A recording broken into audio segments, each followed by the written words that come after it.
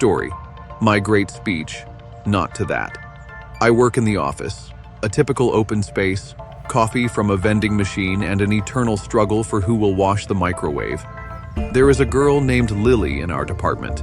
She is beautiful, smart, with an amazing sense of humor and, unfortunately, absolutely out of my league. But I'm still in love with her. Silently. Year. At the corporate party before the new year, we decided to arrange an open microphone. Who wants to? He can go out and say something warm to his colleagues. And then, under the influence of champagne and perhaps obsession, I decided everything. I'll tell you. I confess. I'll come out and tell her how beautiful she is and that I'm in love. I'm going out, microphone in hand.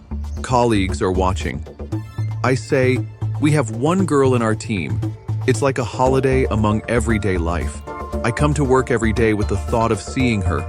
She has the most beautiful eyes, and I can't keep silent anymore.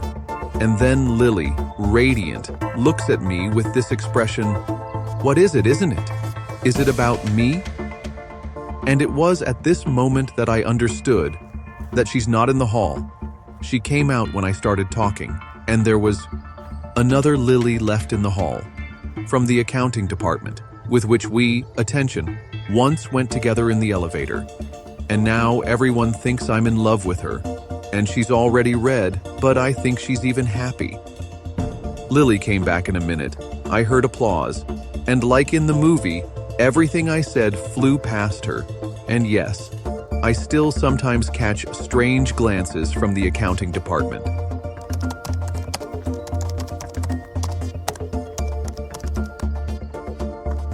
Story. I thought it was a compliment. We agreed with the girl from the app for a first date, a cafe, an evening, light chatter. Her name was Lara. Beautiful, stylish, confident. I was nervous, as if it was a casting for a romantic comedy where I urgently need to please the producer. We're sitting and talking. Everything seems to be pretty good. She says, I didn't get enough sleep, but I tried to be cheerful. And I, wanting to somehow cheer up in an original way and show that she's still super slap. You have such a slight touch of fatigue on your face, even mysterious, like an owl. Pause. She blinks. I understand that I just compared it with an oval on the first date, and not even a wise owl, but a tired one, with a raid. What kind of fatigue is this anyway? Who's saying that? I tried to save, well, you know, owls are so night. Beautiful. Wait, do you mean I'm beautiful? Like a bird that didn't sleep? Silence. I pour myself tea so as not to drown in my own shame. We sat until the end of the meeting. She even politely laughed at my other jokes. But there was no second date. Since then, I have never compared girls to birds. Under no circumstances.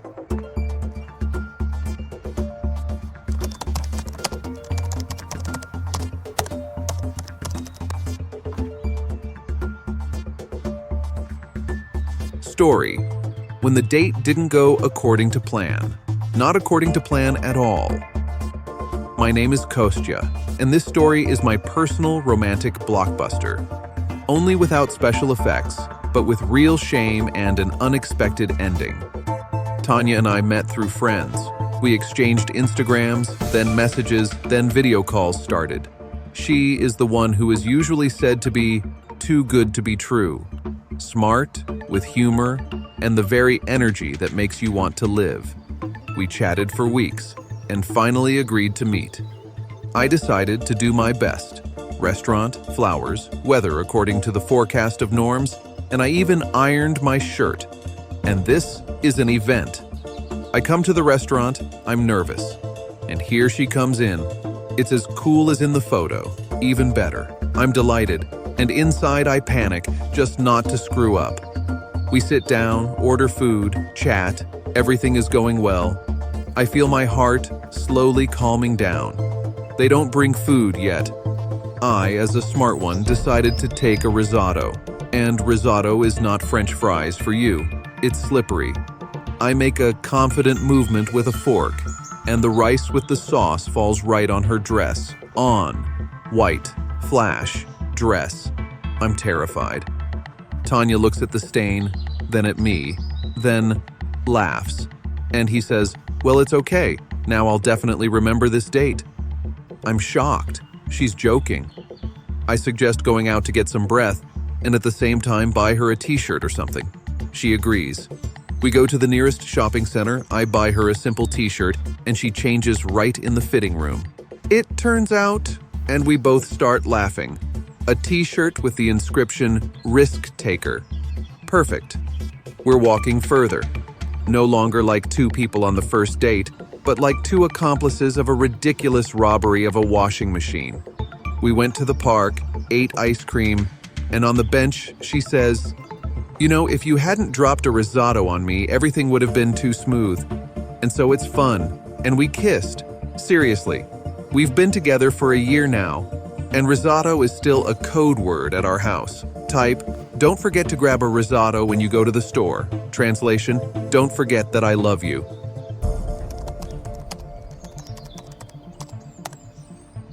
Story, dating in heels and on the edge.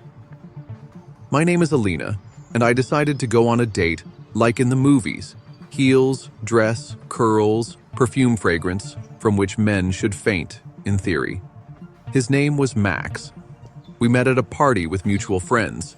He was one of those who speak little, but when he does, it's funny, sincere, and to the point. We agreed to meet in the park and then go to a cafe. I'll say right away, heels are evil, especially if you're not used to it. Especially if it's a park, especially if you're trying to look elegant, but you're stepping on your own hem. I took exactly 3 steps when my heel got stuck in the rain rack, and here I am standing like a flamingo on one leg in a dress. The wind blows my curls, and unfortunately, my skirt.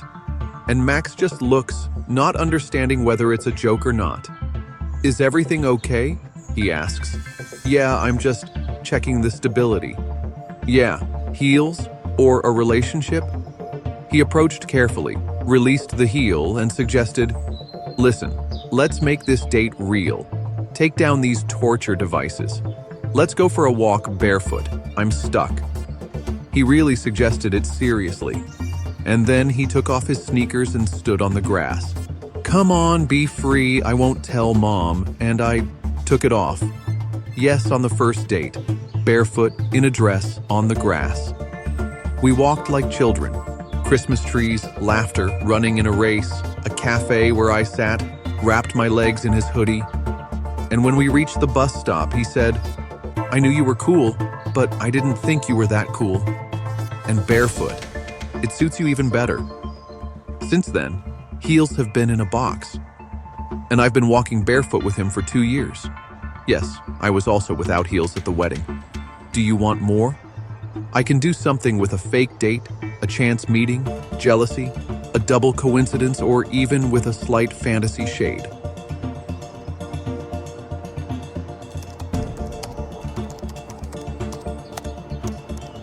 Story. I came on a date and didn't recognize her. My name is Igor, and now listen, it could be a day like any other, but I arranged myself a comedy of situations with a slight hint of love and blindness. I met the girl in the app. Her name was Lena. We corresponded for a long time, talked almost every evening, and finally decided to meet. Lena wrote, "I'll be wearing a white coat and with a book in my hands, like a real main character." I replied, "And I'll be wearing a black jacket and smiling up to my ears. The day of the date is coming." I come to the appointed cafe a little earlier. I see a girl in a white coat with a book by the window, but the face is not quite the same. Or was it just a bad photo in the profile? I'm coming up, uncertain. "Lena?" She's looking at me. "I'm sorry, no, but you can sit down if you want. You look like you screwed up a lot." I'm in a panic. I'm sitting down. I'm writing to Lena in the messenger. "I'm there. Where are you?" She answers. "I've been watching you flirt with another girl for 5 minutes. I'm turning around. At the next table sits real Lena and laughs. I blush, Jump up, apologize to the first girl, move to Lena. She, well, are you always so gallant with strangers? Me, only if they look like a character from my dream and hold a book. She is smiling. And this, by the way, was my friend. I asked her to check if you would come in time and if you would approach at least someone in a white coat. I'm stuck. Did you check me? Yeah. And, by the way, you passed. And I paid for the coffee. Not everyone does that. We sat in that cafe for another 2 hours. Then we went for a walk, laughed, remembered the circus with a friend and the wrong Lena. And a month later I found out she came up with this check on the go. I was just afraid that I wouldn't come. And I was scared that I had already fallen in love, right between a cup of cappuccino and the prank of the century. Now Lena and I are together, and her friend was a witness at our wedding. Don't forget to subscribe and take like on this video. Thanks.